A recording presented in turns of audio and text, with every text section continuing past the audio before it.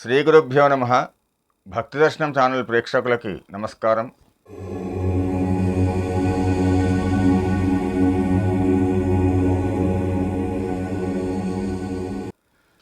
మన వీడియోలను ఆదరిస్తున్నటువంటి ప్రేక్షకులందరికీ కూడా మనస్ఫూర్తిగా ధన్యవాదాలు తెలియజేస్తూ, ఎంగిలికూడు భగవంతునికి ఇష్టమట, మరణించినటువంటి జీవిదారం మహాపవిత్రమట. ఇది మనం పెట్టినటువంటి థంబ్నెయిల్. ఇది వీడియో చూడడం కోసం ఆసక్తి రేకించడానికి పెట్టినటువంటి థంబ్నెయిల్ కాదు. ఇది అక్షర సత్యం. మన యొక్క ధర్మంలో ఉన్నటువంటి గొప్పతనం ఇది. వీడియోని తప్పకుండా చూడండి. ఎక్కువ సమయం ఏమి ఉండదు. ఈ మధ్యకాలంలో వీడియోలపైన ఒకంత అనాసక్తత అనేది చాలామందిలో వచ్చింది. అయినప్పటికీ మీ విరామ సమయాన్ని చూసుకొని ఈ యొక్క వీడియోని తప్పకుండా చూడండి. మీరు ఖచ్చితంగా ఆశ్చర్యానికి లోనవుతారు. మన యొక్క ధర్మంలో ఉన్నటువంటి గొప్పతనాన్ని చూసి అందరూ కూడా ఆనందిస్తారు అని ఆశిస్తూ వీడియోలోకి వెళ్దాము. ఉచ్ఛిష్టం శివ నిర్మాల్యం వమనం మృతకర్పటం కాకపృష్ఠ సముద్భూతం పంచభూతాని భారత. పై శ్లోకంలో ఉన్నటువంటి అంశాలని ఒక్కటొక్కటిగా మనము ఇప్పుడు తెలుసుకుందాం. ఉచ్ఛిష్టము అంటే మనం తిని వదిలేసినటువంటి పదార్థాన్ని ఉచ్ఛిష్టము అంటారు. ఒక రకంగా వ్యవహారికంగా చెప్పాలి అంటే ఎంగిలి అనవచ్చు. మనము సాధారణంగా అభిషేక ద్రవ్యాలలో భాగంగా ఆవు పాలని వాడుతూ ఉంటాము. మరి ఆ ఆవు పాలు లేగదూడ తాగుతూ ఉంటుంది. ఆ విధంగా లేగదూడ ఎంగిలి చేసినటువంటి ఆవు పాలని మనం శివుడికి అభిషేకానికి వాడుతూ ఉంటాము. అలాగే ఈ యొక్క ఆవు పాలు భగవంతుడికి ఎంతో ప్రీతికరమైనటువంటిది. ఆవు పాలతో అభిషేకం అనేది భగవంతుడికి చాలా ఇష్టమైనటువంటిది. మరి ఆ ఆవు పాలు లేగదూడ ఎంగిలి చేసినటువంటివి. మరి ఇదే విషయంపై బాలమురళీకృష్ణ గారు తన యొక్క తత్వాల్లో కూడా అద్భుతంగా గానామృతం చేశారు. అది మనమందరము కూడా విని ఉన్నాము. ఒకసారి మీకు అది కూడా గుర్తు చేస్తాను. అక్షయావుల పాడి తెచ్చి లింగ పూజలు చేద్దామంటే అక్షయావుల లేగదూడా ఎంగిలంటున్నాయి లింగ మహానుభావ మహదేవ శంభో మాలింగమూర్తి.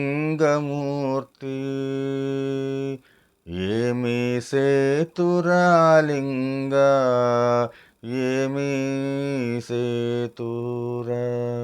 గంగ ఉదకము తెచ్చి నీకు లింగ పూజలు చేద్దామంటే గంగనున్న చాపకప్ప ఎంగిలంటున్నది లింగ మహానుభావ మహాదేవ శంభో మాలింగమూర్తి. ఈ విధంగా అద్భుతంగా వారి ఈ యొక్క తత్వాన్ని తెలియజేశారు మనకి ఆ యొక్క గానామృతంతో. అలాగే రెండవది శివ నిర్మాల్యం. అంటే మనం అభిషేకం చేసేటువంటి సందర్భంలో శివుడి అభిషేకం పూర్తయిన తర్వాత పుష్పార్చనలో పుష్పాలు వేస్తూ ఉంటాం స్వామివారికి. ఆ యొక్క వేసినటువంటి పుష్పాలని నిర్మాల్యము అని పిలుస్తాము. ఆ యొక్క నిర్మాల్యాన్ని చండీశ్వరునికి ఇవ్వవలసిందిగా మనకు పూజా విధానంలో ఒక అంతర్భాగంగా ఉంది కనుక ఆ యొక్క శివ నిర్మాల్యాన్ని మనము చండీశ్వరునికి అర్పిస్తాము. ఆ విధంగా వేసినటువంటి వాడినటువంటి పుష్పాలు కూడా పవిత్రములే అనేటువంటి అంశాన్ని ఈ యొక్క రెండవ అంశం ద్వారా చూడొచ్చు. మూడవది వమనం.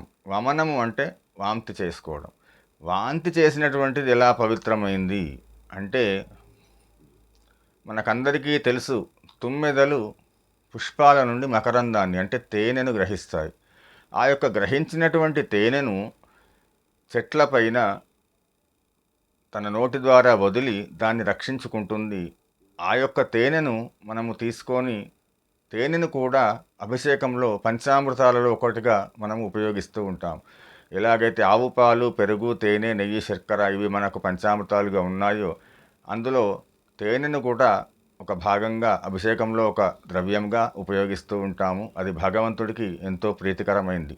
ఆ విధంగా తేనె కూడా ఎక్కడి నుంచి వచ్చింది? తుమ్మెద నోటి ద్వారా వచ్చినటువంటి తేనె, అంటే తుమ్మెద తేనెను తీసుకొని తిరిగి వదిలివేసింది. ఒక రకంగా వాంతి చేసినట్టే లెక్క. అటువంటి తేనెను మనం అభిషేకానికి వాడుతూ ఉంటాము. అది అత్యంత పవిత్రమైంది. ఇక నాలుగవది మృతకర్పటం. అంటే మృతి చెందినటువంటి జీవి నుంచి వచ్చినటువంటి దారం. అంటే పట్టుపురుగు నుంచి మనకు పట్టు దారం వస్తుంది. మరణించినటువంటి పట్టుపురుగు నుంచి దారాన్ని తీసుకొని ఆ దారంతో పట్టుమడిని తయారు చేసుకుంటాము.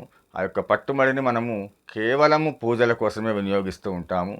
అది ఎంతో పవిత్రంగా భావిస్తూ ఉంటాం. మనము నిత్యము కట్టుకునేటువంటి వస్త్రాల కంటే కూడా పట్టుమడిని మనం చాలా పవిత్రంగా భావిస్తూ ఉంటాము.